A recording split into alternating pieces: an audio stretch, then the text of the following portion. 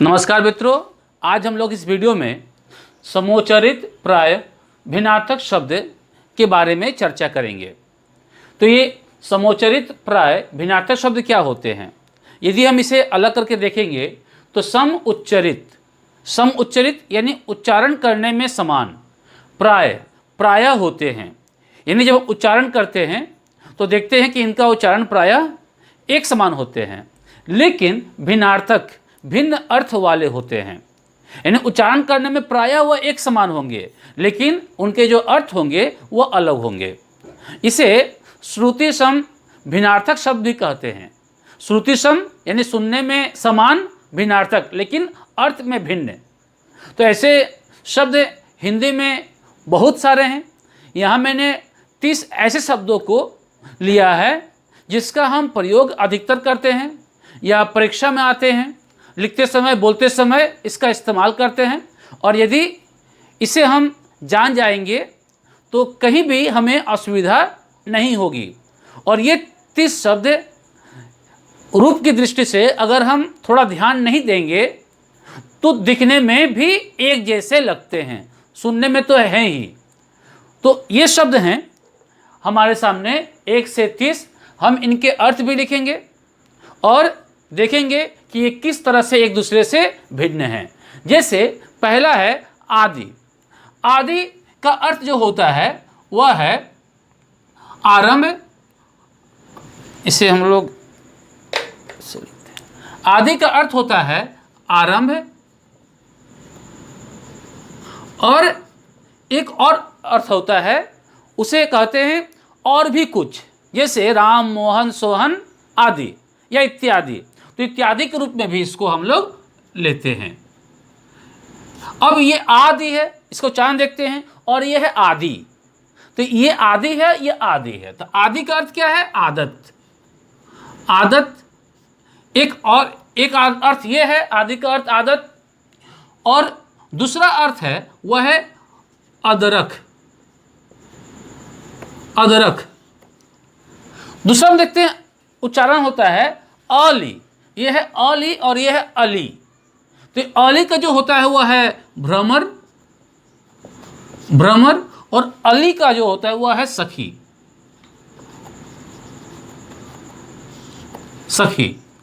फण है, फण और फन। तो फण क्या है? वह है सांप का फण, सांप का फण। और ये फन का अर्थ क्या होता है? कला। इसलिए कहा जाता है हर फन मौला, जो हर कला में सिद्ध हो, कला। प्रसाद का अर्थ क्या होता है? तो प्रसाद का अर्थ हो जाता है कृपा। प्रसाद का अर्थ कृपा। और प्रासाद मतलब महल। तो दोनों के उच्चारण में ज़्यादा अंतर नहीं। एक प्रसाद है, अ है, प्र के साथ, यहाँ प्रसाद है। दीवा का अर्थ क्या है? तो दीवा का अर्थ होता है दीन। और दिवाली का अर्थ क्या होता है? दिवाली में देखते हैं हम लोग, यहाँ पर दीवा, दीपक। जो मैं बताने जा रहा हूँ वह है कि दीवा का अर्थ दीपक, जिससे हम लोग दिवाली लिखते हैं।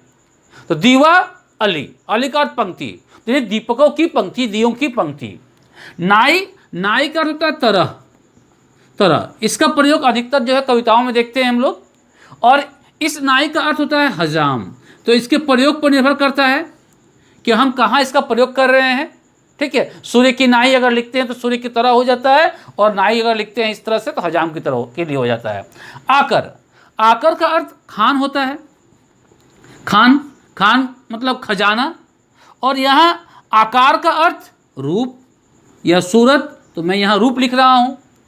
दूसरा है यहाँ चीर है, चीर, और यह है चीर। दोनों में अंतर है, चीर और चीर। एक छोटी एक बड़ी है। तो चीर मतलब होता है पुराना भी होता है, यानी प्राचीन। और दूसरा होता है आपका चीर का अर्थ कपड़ा।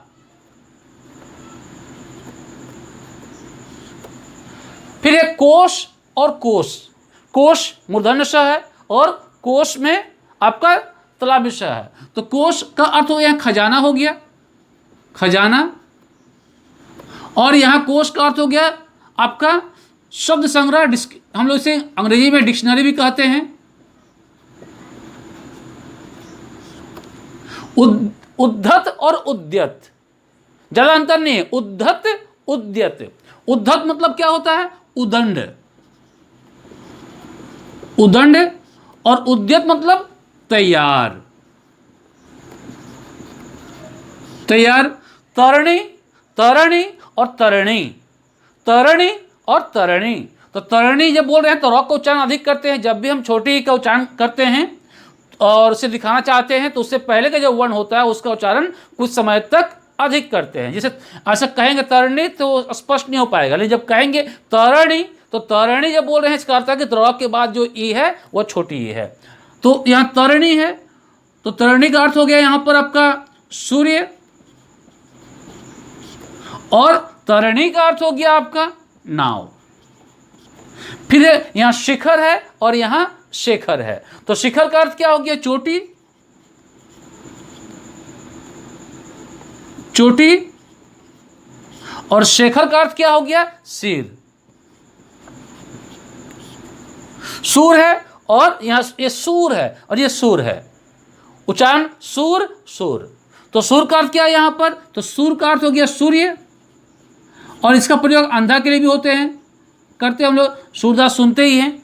और ये सूर का अर्थ हो गया देवता, एक होता है देवता, और गाने के लिए भी प्रयोग करते हैं इसको लय के रूप में। सूत और सूत, तो सूत का अर्थ जो है वह बेटा के रूप में है, और यहाँ जो सूत है वो धागा के रूप में होता है, रस्सी के रूप में। यहाँ हमने 3 शब्द लिखे, यहाँ पे अलग से लिखा है कि सूची, सूची, सूची और सूची।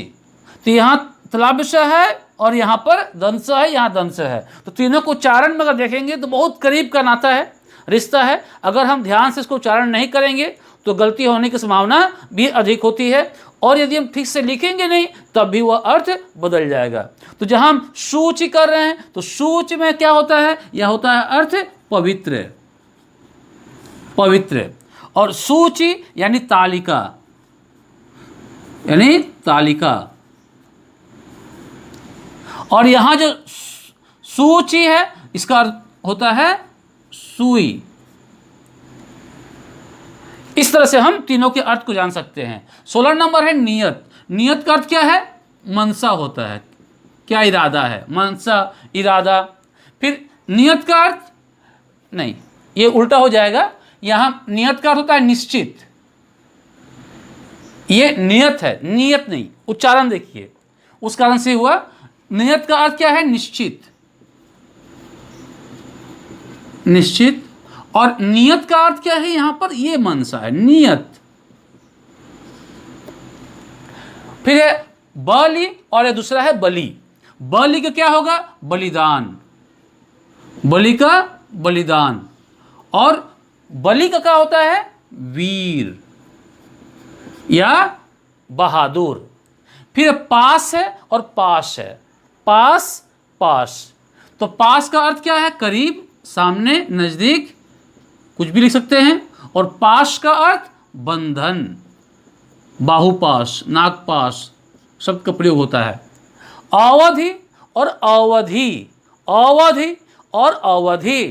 तो अवधि का अर्थ क्या है? यह हो गया समय या काल, समय या काल। और अवधि का अर्थ अवध क्षेत्र में बोले जाने वाली बोली या भाषा।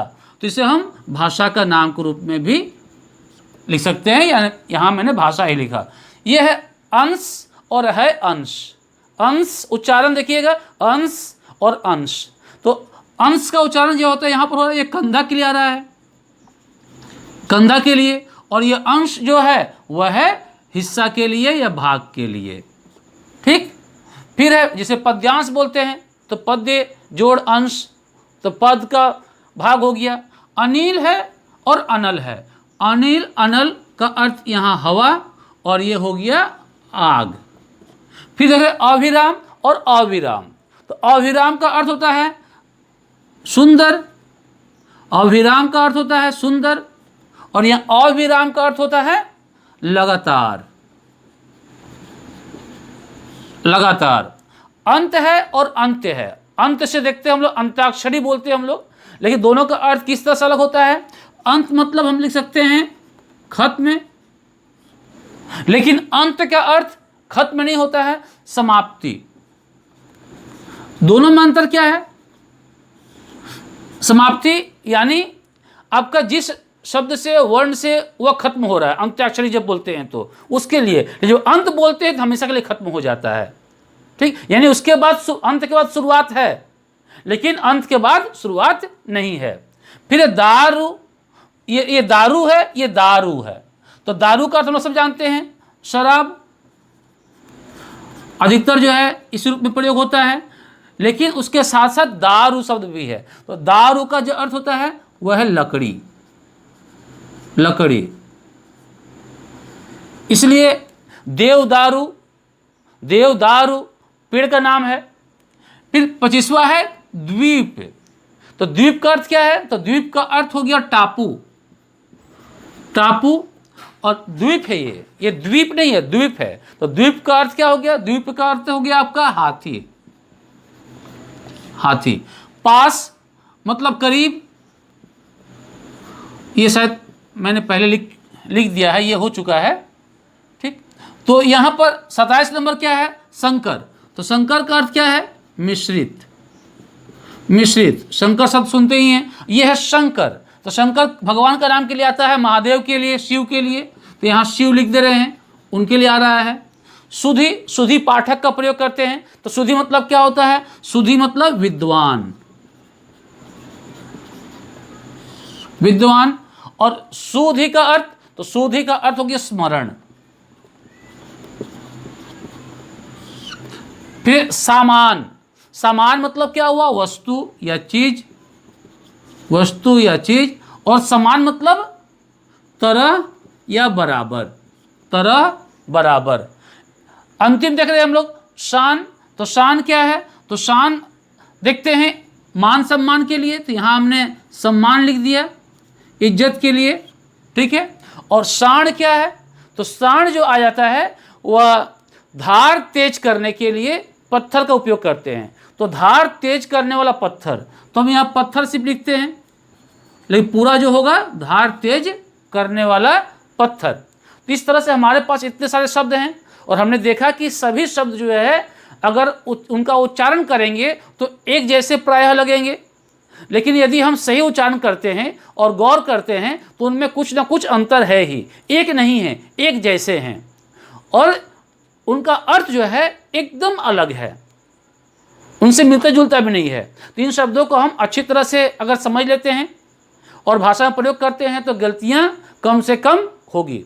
इस प्रकार से हमने इस वीडियो में श्रुतिसम भिन्नार्थक शब्द के बारे में जाना और समझा। तो इस वीडियो में इतना ही। धन्यवाद।